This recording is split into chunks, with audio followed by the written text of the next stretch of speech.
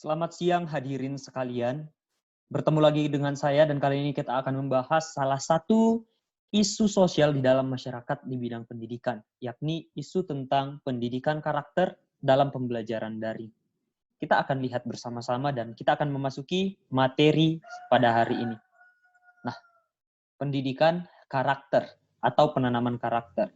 Pertama, mari kita melihat definisi dan juga kondisi yang terjadi terhadap pendidikan karakter di era saat ini. Nah, definisi pertama menurut ahli Muhtar dan Suryani. Pendidikan karakter merupakan usaha agar generasi muda memiliki karakter atau kepribadian yang baik dengan mengarahkan kepada peningkatan potensi nilai-nilai kognitif, afektif, psikomotor, sehingga dapat melakukan pengamalan secara nyata.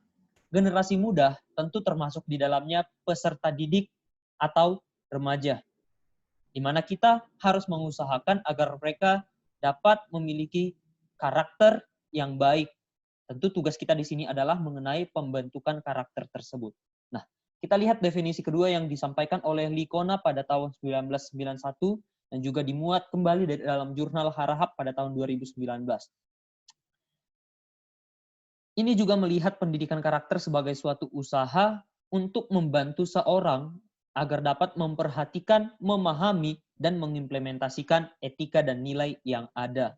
Nah, jadi kita dapat melihat bahwa pembentukan karakter atau penanaman karakter merupakan sebuah effort atau sebuah usaha yang dilakukan agar seseorang atau agar peserta didik dalam pendidikan dapat memahami nilai dan mengimplementasikannya dalam kehidupan sehari-hari. Nah, selanjutnya kita berdalih kepada kondisi. Nah, pertama kita akan melihat kondisi ideal pendidikan. Nah, kondisi ideal pendidikan yakni dilakukan secara langsung atau tatap muka antara seorang pendidik terhadap para peserta didik sehingga proses penanaman ilmu pengetahuan dan penanaman karakter dapat dilakukan dengan kemungkinan pengimplementasian lebih baik atau kemungkinan realisasi yang lebih besar. Nah, tapi kita juga harus melihat kondisi sekarang, fakta, dan itu menunjukkan bahwa kondisi saat ini dalam bidang pendidikan tidak ideal. Mengapa tidak ideal? Karena pendidikan dilakukan dengan menggunakan sistem pembelajaran daring akibat adanya pandemi COVID-19. Sehingga hal ini menjadi tantangan baru di dalam proses pendidikan karakter pada peserta didik atau remaja. Nah, selanjutnya saya menjelaskan tentang sebuah jurnal yang memuat dan memaparkan tentang isu pendidikan karakter dalam pembelajaran daring ini. Nah, kita lihat jurnal dengan judul Pendidikan Karakter dalam Pembelajaran Daring. Nah, di dalam jurnal ini, isu permasalahan pendidikan karakter disajikan sebagai berikut. Yang pertama, bagaimana implementasi pendidikan karakter dapat dilakukan melalui pembelajaran daring. Penulis jurnal tersebut menekankan kepada peranan guru di dalam pendidikan karakter. Ingat ya, menekankan peranan guru. Nah, yang kedua, peserta didik yang tidak bertanggung jawab atas tugas-tugasnya sebagai pelajar dan lebih memilih perilaku sebebas mungkin atau bertindak sesuka hati. Nah, penulis jurnal tersebut juga menampilkan fakta yang dihadapi di lapangan di era pendidikan daring ini. Nah, selanjutnya,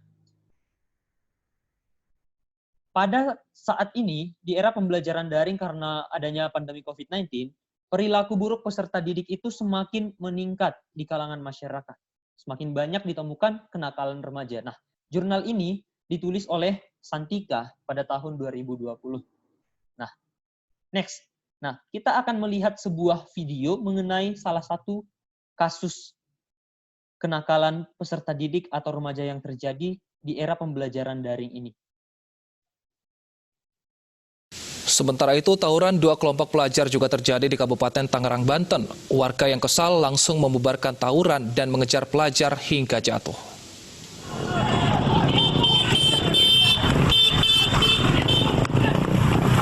Puluhan warga di Jalan Raya Lego, Kabupaten Tangerang, Banten langsung turun ke jalan membubarkan tawuran antar dua kelompok pelajar.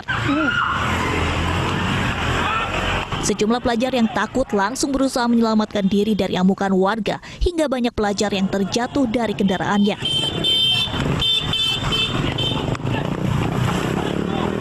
Tawuran antar dua kelompok pelajar ini terjadi usai daftar ulang tahun ajaran baru di sekolah dan dipicu aksi saling ejek.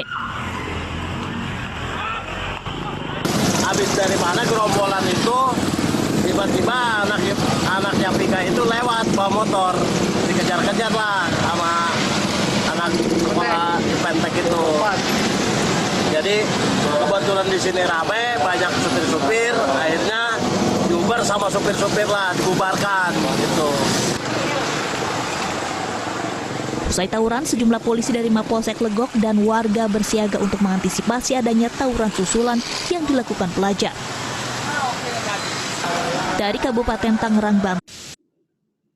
Nah, kejadian tadi itu terjadi pada tahun lalu, tahun 2020, tepatnya pada bulan Juni, di saat sekolah sedang membuka pendaftaran ulang atau penerimaan siswa baru. Nah, kita tahu bahwa konteksnya saat itu telah diberlakukan pembelajaran daring karena adanya pandemi COVID-19. Pembelajaran dari rumah. Namun faktanya masih ditemukan perilaku remaja yang bertindak semena-mena dan berbuat tidak senonoh di lingkungan masyarakat. Nah, kemudian isi dari jurnal tadi mengenai pendidikan karakter di dalam pembelajaran daring itu kemudian dikuatkan oleh informasi atau berita dari media massa yang memuat tentang berbagai perilaku buruk peserta didik selama pembelajaran daring. Nah, saya akan menampilkan beberapa contoh kasus ya.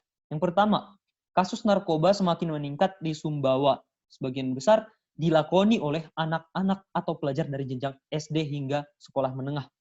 Nah, coba berita seperti ini atau fenomena seperti ini terjadi di dalam lingkungan masyarakat di era pembelajaran daring. Dan ini telah dilaporkan oleh Hardani pada media informasi online. Selanjutnya, kenakalan remaja di Palangkaraya di era pembelajaran daring meningkat. Nah, pelajarnya terlibat aksi tawuran, balapan liar, dan mabuk-mabukan dengan pesta miras. Nah, ini saya ambil dari media berita dari Kalimantan, Dayak News. Tentunya pada tahun 2020. Nah, yang terakhir yang paling mencengangkan adalah kenakalan remaja di Sumatera Barat di era pandemi. Berbagai perilaku menyimpang dari kasus narkoba hingga LGBT di kalangan remaja semakin marak. Tentu, hal ini merupakan sesuatu fenomena yang membuat kita kaget. Bagaimana peristiwa ini dapat terjadi? Sungguh-sungguh sangat mengerikan fenomena yang terjadi di lingkungan pelajar. Dan telah terlihat bahwa karakter peserta didik dan remaja itu telah semakin terdegradasi di era pembelajaran daring ini. Nah, namun bagaimana kita dapat mengupayakan pendidikan karakter melalui pembelajaran daring seperti pada saat ini? Nah, jurnal dengan judul Pendidikan Karakter dalam Pembelajaran Daring tersebut pertama memfokuskan guru sebagai pelaksana utama pendidikan karakter dalam pembelajaran daring. Nah, yang kedua, guru diharapkan mampu bekerja ekstra dan mengimplementasikan pendidikan karakter melalui pembelajaran daring. Selanjutnya kita lihat bagian ketiga. Di dalam jurnal tersebut, penulisnya yang bernama Santika memberikan saran solusi, yakni agar guru dapat menggunakan metode multiple intelligence berbasis portofolio. Nah, multiple intelligence ini adalah strategi pembelajaran yang melibatkan afektif, kognitif, dan psikomotor serta berbasis proyek atau portofolio yang harus dikerjakan siswa di rumahnya masing-masing. Dan ini menuntut kemandirian tanggung jawab dari peserta didik dalam melaksanakan tugasnya. Sehingga tidak hanya belajar mengenai teori, tetapi siswa dapat mengaplikasikannya di dalam kehidupan sehari-hari. Nah, selanjutnya, walaupun sudah diutamakan seperti ini dan memberikan saran seperti ini dari penulis jurnal tersebut, fakta menunjukkan bahwa walaupun guru mengupayakan optimalisasi pendidikan karakter, angka kenakalan peserta didik semakin meningkat di era pembelajaran daring. Nah, jadi bagaimana? Nah, sekilas saya akan menjelaskan mengenai metode multiple intelligence. Nah, multiple intelligence ini merupakan berbasis portofolio sebagai salah satu strategi pembelajaran daring yang menyasar ke ranah ini yang sudah saya jelaskan tadi. Nah, siswa dituntut melakukan pengaplikasian dan praktik dalam kehidupan sehari-hari dengan menggunakan saran solusi yang diberikan oleh Santika di dalam jurnal tersebut. Nah, namun pertanyaannya, apakah peran guru sepenuhnya dapat membangun karakter di era pembelajaran daring seperti saat ini?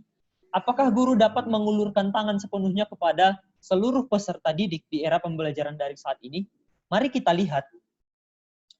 Nah, berikut tuntutan atau ekspektasi pendidikan yang disampaikan oleh Kemendiknas pada tahun 2011 lalu. Nah, hal-hal yang diharapkan dapat bertumbuh pada siswa di dalam pendidikan yaitu yang pertama, religiusitas, kejujuran, sikap toleran, disiplin, kreativitas, kemandirian, kerja keras, cinta damai, peduli lingkungan, dan bertanggung jawab. Nah, kalau kita pikir-pikir lagi, apakah semua itu dapat tercapai jika hanya mengharapkan peran dari seorang guru? Lihatlah beberapa poin yang dituntut di dalam buku dan ketentuan dari Kemendiknas tersebut. Nah, apakah semua itu dapat tercapai jika hanya mengharapkan guru? Jawabannya adalah sangat sulit untuk tercapai. Lalu, bagaimana? Bagaimana pendidikan karakter tetap dapat diimplementasikan di dalam pembelajaran daring? Saya menawarkan solusi sinergi. Sinergi seperti apa? Nah, sebelum kita membahas lebih lanjut, kita saksikan terlebih dahulu sebuah video berikut.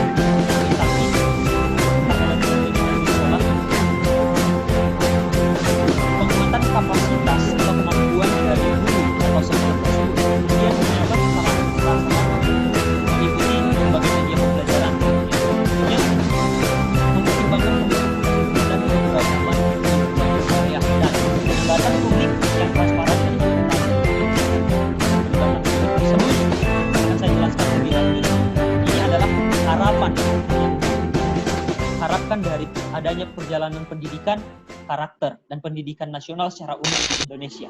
Nah, kita akan lihat ya, apa sih sinergi yang saya maksudkan di sini? Nah, sinergi yang saya maksudkan adalah sinergitas atau kerjasama dari 3 pilar pendidikan. Kita umat Kristen mengenal 3 pilar pendidikan, yakni keluarga sebagai lembaga pendidikan yang pertama, kemudian ada gereja, dan juga sekolah. Nah, sinergi 3 pilar pendidikan ini adalah kolaborasi dari 3 pilar pendidikan, yaitu keluarga, sekolah, dan gereja, dalam upaya penanaman karakter peserta didik atau remaja saat pembelajaran daring yang meliputi pembentukan karakter, kebudayaan, sosial, dan spiritual. Berarti hal ini berkaitan dengan kebiasaan-kebiasaan di dalam pembelajaran daring.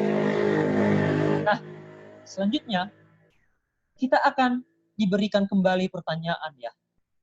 Kita tahu bahwa sekolah atau guru tidak dapat sepenuhnya menjamin terimplementasinya pendidikan karakter.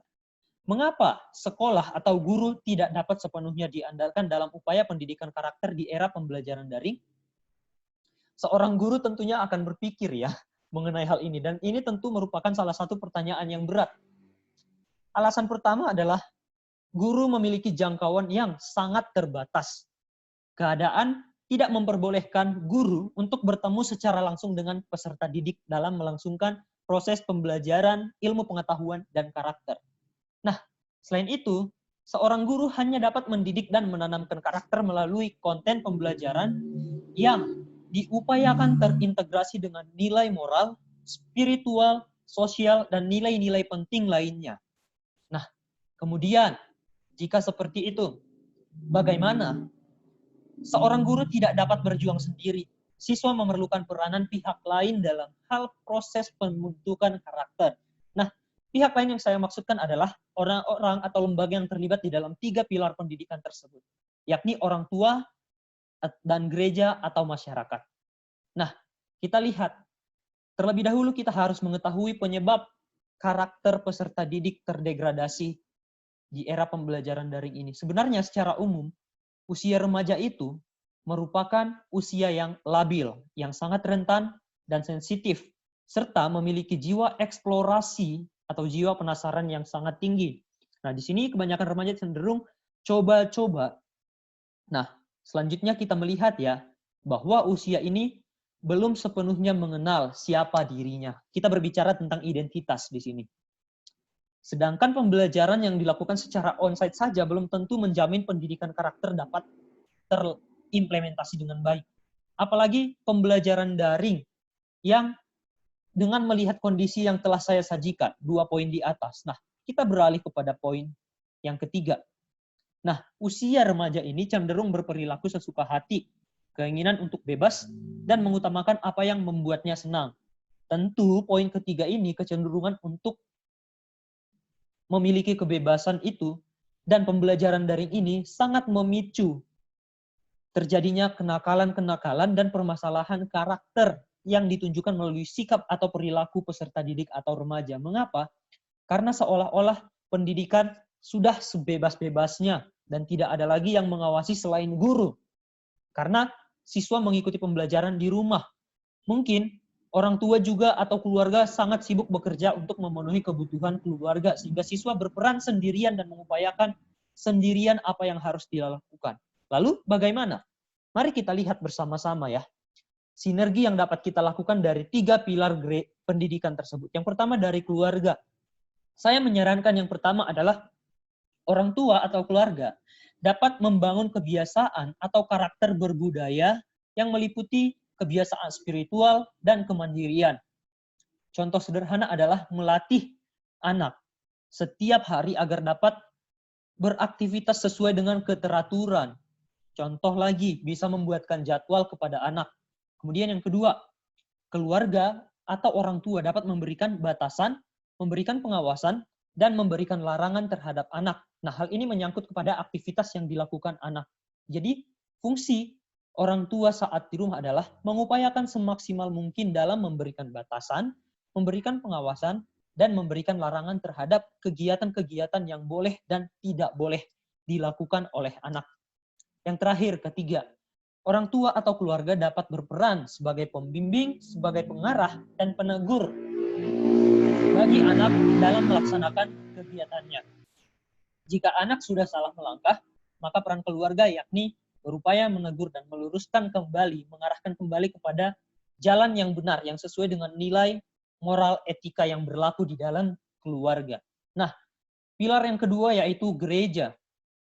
Apa yang dapat dilakukan gereja untuk proses pendidikan karakter di era pembelajaran daring ini? Pelayanan spiritual dan bimbingan kerohanian tentu dilakukan secara tatap maya ya, karena tidak memungkinkan atau kurang memungkinkan untuk dilakukan secara langsung. Nah, pelayanan spiritual pada saat ini itu sangat penting. Di sela-sela banyaknya godaan yang akan timbul dari media-media dan teknologi yang sebenarnya awalnya dipakai oleh para peserta didik untuk belajar, tetapi begitu banyak godaan-godaan yang timbul di dalamnya yang dapat membuat peserta didik memilih untuk melakukan kegiatan lain dan melihat hal-hal yang buruk, hal yang seharusnya tidak pantas untuk dilihat oleh remaja. Kedua, gereja dapat melakukan sosialisasi nilai-nilai atau norma mengenai etika berperilaku di lingkungan gereja atau lingkungan masyarakat. Jadi ini sangat penting juga. Gereja juga harus memonitor dan mengawasi peran-peran atau aktivitas dari setiap remaja atau peserta didik dan memastikan proses pembelajaran tersebut dapat terimplementasikan. Nah, selanjutnya sekolah. Yang pertama adalah memastikan pembelajaran peserta didik terlaksana dengan baik dan mencakup 3 ranah afektif, kognitif, psikomotor dengan strategi tertentu seperti multiple intelligence yang berbasis portofolio yang sudah disarankan oleh Santika di dalam jurnal tersebut. Hal ini menurut saya sangat baik ya, di mana sekolah dapat mengupayakan hal tersebut dengan memfasilitasi dan mengarahkan atau memberikan alur pembelajaran yang jelas terhadap siswa sehingga siswa dapat menumbuhkan sikap bertanggung jawab dan kepedulian terhadap tugas-tugas yang diberikan. Yang kedua, mengintegrasikan nilai moral dan nilai karakter pada konten pembelajaran yang diharapkan bagi seorang anak, yang diharapkan terhadap peserta didik sebagai, yang pertama, sebagai seorang anak, sebagai siswa, sebagai warga gereja, dan sebagai warga negara. Artinya, ketiga pilar ini harus saling mendukung satu sama lain dan mendukung program satu sama lain. Contoh, sekolah memberikan tugas-tugas pembelajaran atau melakukan pembelajaran persekolahan secara daring. Kemudian orang tua seharusnya dapat mengontrol dan mengawasi pembelajaran anak dan memastikan anak mengikuti pembelajaran yang dilakukan oleh pihak sekolah atau guru dengan baik. Begitu juga dengan gereja, memastikan kerohanian atau spiritualitas peserta didik dan remaja itu dapat bertumbuh dan tidak terdegradasi dengan cara tetap memberikan supply melalui bimbingan-bimbingan kerohanian, melalui sosialisasi nilai-nilai dan norma di dalam lingkungan masyarakat atau lingkungan gereja.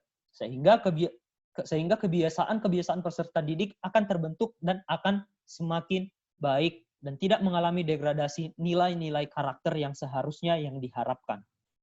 Nah, apa hal utama yang harus diperhatikan 3 pilar pendidikan dalam pembentukan karakter?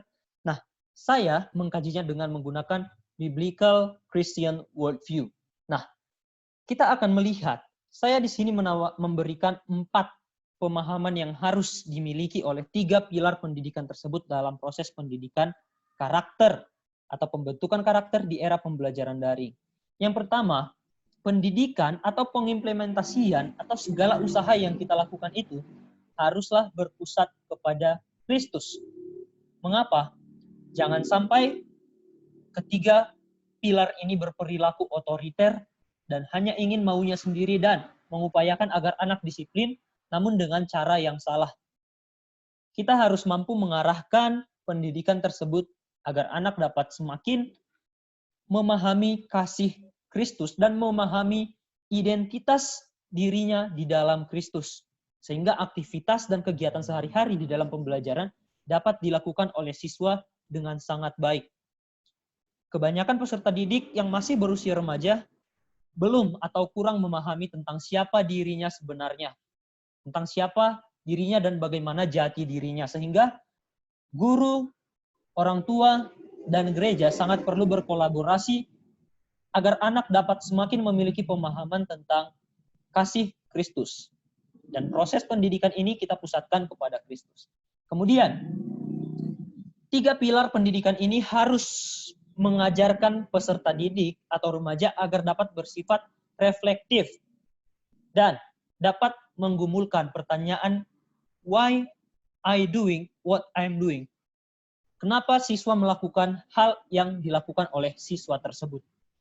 Kita harus dapat memberikan pemahaman yang benar dan utuh kepada siswa dan dapat menjadikannya sebagai enduring understanding agar siswa dapat mengimplementasikan dan mengikuti pendidikan dan penanaman karakter agar mereka dapat menerima apa yang kita tanamkan kepada mereka dengan baik.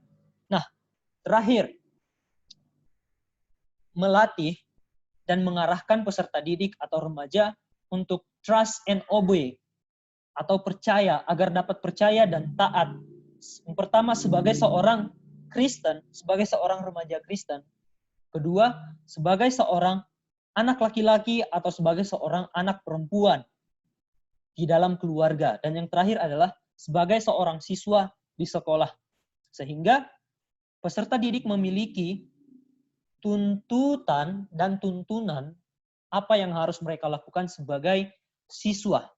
Nah, jika kita dapat mengimplementasikan keempat hal ini, maka akan tercapai pendidikan karakter yang berpusat kepada Kristus yang holistis dan akan memberikan kemajuan perkembangan karakter kepada peserta didik atau remaja yang kita kasihi.